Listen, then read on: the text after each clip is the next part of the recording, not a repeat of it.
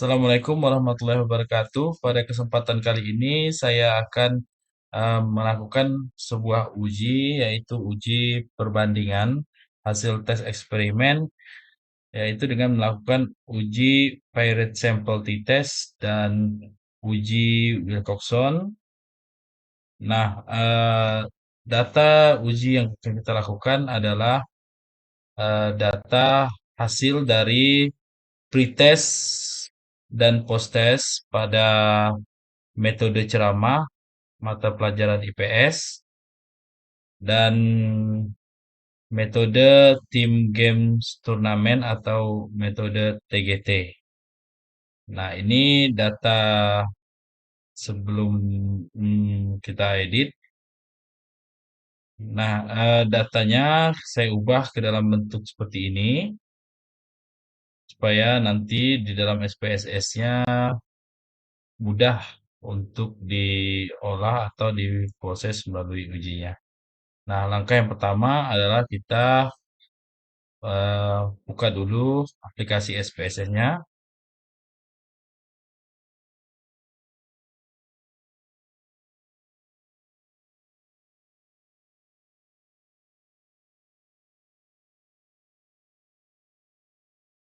Nah, kemudian kita masukkan file Excel tadi.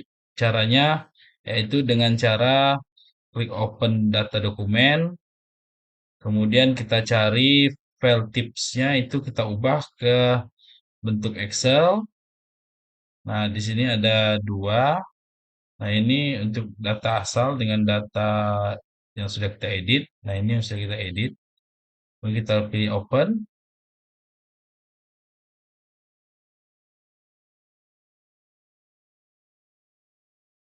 Kita oke.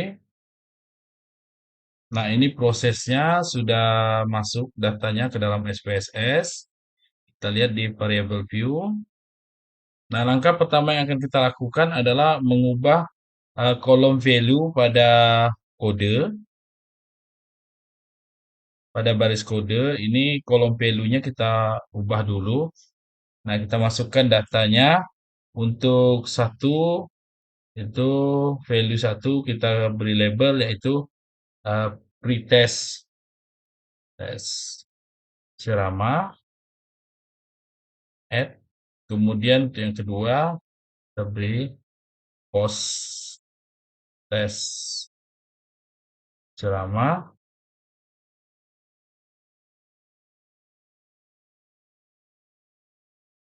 Yang ketiga, kita beri pretest TGT.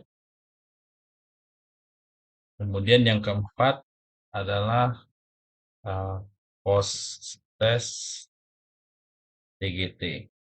Lalu kita add, sudah kita beri kode dan namanya, kemudian kita oke. Kita lihat data view-nya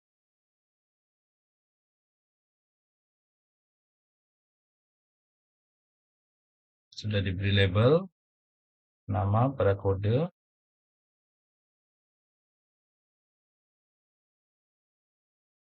Nah, kemudian kita sebelum kita melakukan uji eksperimen, apakah eh, datanya ini normal atau tidak, dan apakah datanya ini menggunakan uji Pirate Sample T-Test atau uji Wilcoxon, maka uji yang pertama kita lakukan adalah uji normalitas. Nah, langkah yang pertama adalah kita klik Analyze, kemudian Descriptive Statistik, kemudian pilih Explore. Nah, untuk dependent list, ini yang kita masukkan adalah nilai. Kemudian faktor listnya itu kode. Kode kita masukkan faktor listnya.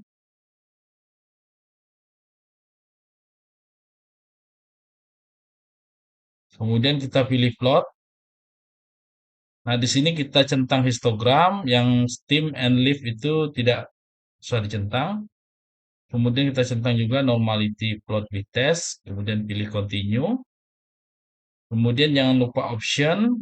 Nah, sini sudah exclude case Litwis. Continue.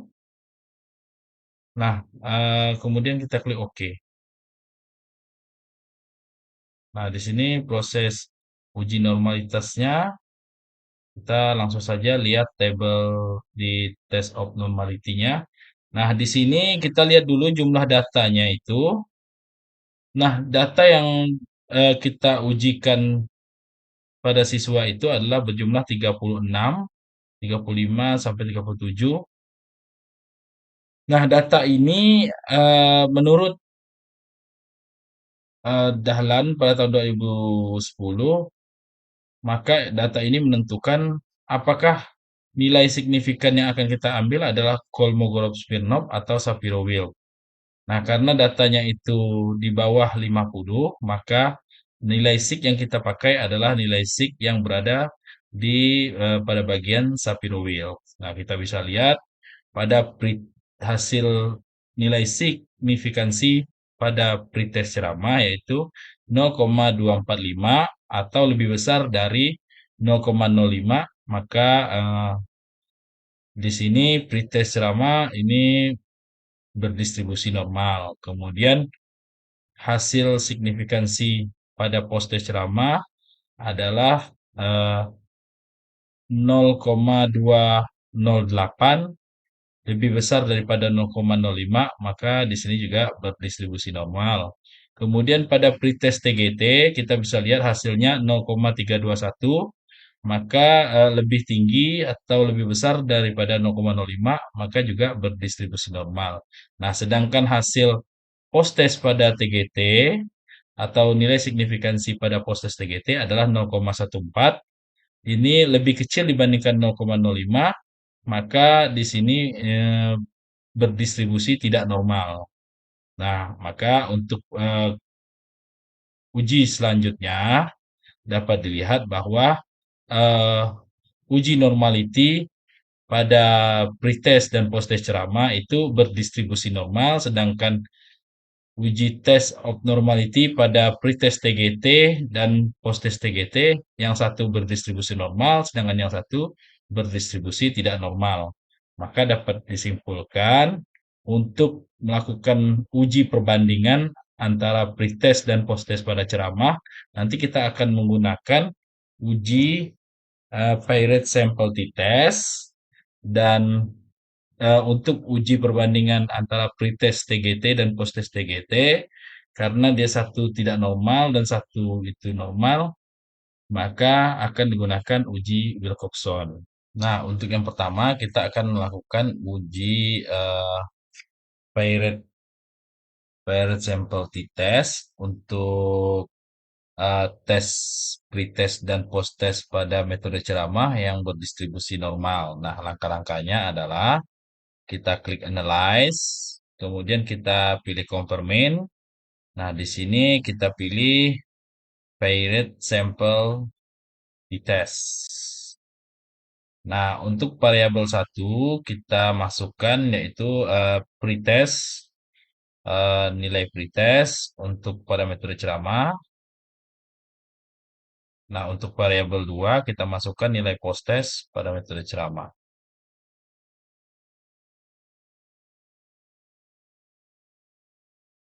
Nah, langsung saja kita klik OK.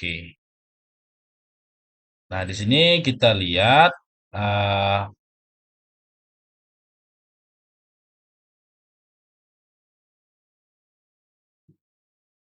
kita lihat pada kolom paired sample t-test. Nah, hasil signifikansinya adalah 0,53. Nah, ini lebih besar daripada 0,05, namun selisihnya itu hanya sedikit, hanya 0,03, 0,003. Nah, ini dapat disimpulkan bahwa tidak ada perbedaan yang signifikan. Nah, walaupun ada perbedaan, biasanya itu sedikit sekali perbedaannya. Nah, untuk membuktikannya kita bisa lihat pada tabel deskriptifnya. Nah, di sini kita lihat pada tabel deskriptifnya untuk hasil min dari pretest ceramah dan posttest ceramah. Nah, kita lihat di sini hasil minnya adalah 36,81 untuk pretest ceramah. Kemudian untuk post-test ceramahnya adalah 39,86. Nah, jadi di sini memang terdapat perbedaan, namun ini perbedaannya tidak besar. Jadi itu dianggap bahwa tidak ada perbedaan secara signifikan. Nah, selanjutnya kita akan melakukan uji Wilcoxon karena untuk hasil pretest dan post-test yang menggunakan metode TGT itu yang pretestnya berdistribusi normal, sedangkan yang satunya berdistribusi tidak normal, maka kita akan disimpulkan bahwa untuk uji perbandingannya menggunakan uji Wilcoxon. Nah, langkah-langkahnya adalah analyze, kemudian kita pilih non-parametric test, kemudian legasi dialog, kita pilih to relate sample.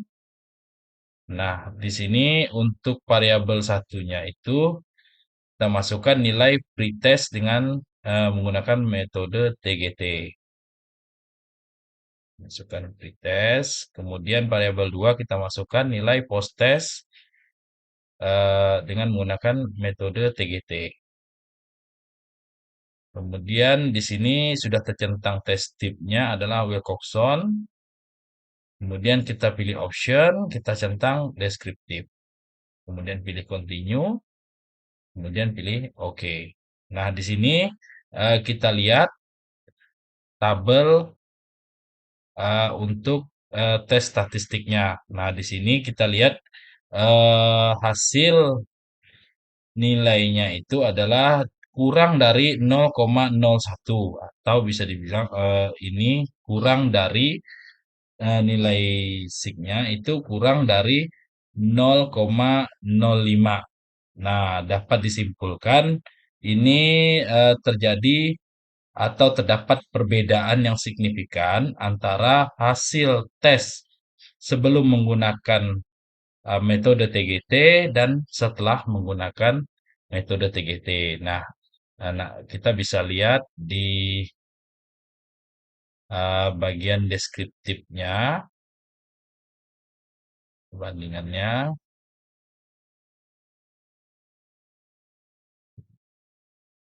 Nah, di sini kita bisa lihat sebelum menggunakan metode TGT, nilai rata-rata atau nilai minnya adalah 32,22. Nah, sedangkan eh, hasil setelah atau post test setelah menggunakan metode TGT adalah 79,73. Nah, di sini kita bisa lihat bahwa nilai rata-ratanya sangat jauh perbedaannya sehingga disimpulkan bahwa terdapat perbedaan antara nilai sebelum menggunakan metode TGT atau nilai rata-rata nilai siswa sebelum menggunakan metode TGT dan setelah menggunakan metode TGT. Nah, itu saja yang dapat saya sampaikan mengenai uji perbandingan hasil eksperimen. Nah, dengan menggunakan uji Pirate Sample T-Test dan uji Wilcoxon. Nah, demikian. Wassalamualaikum warahmatullahi wabarakatuh.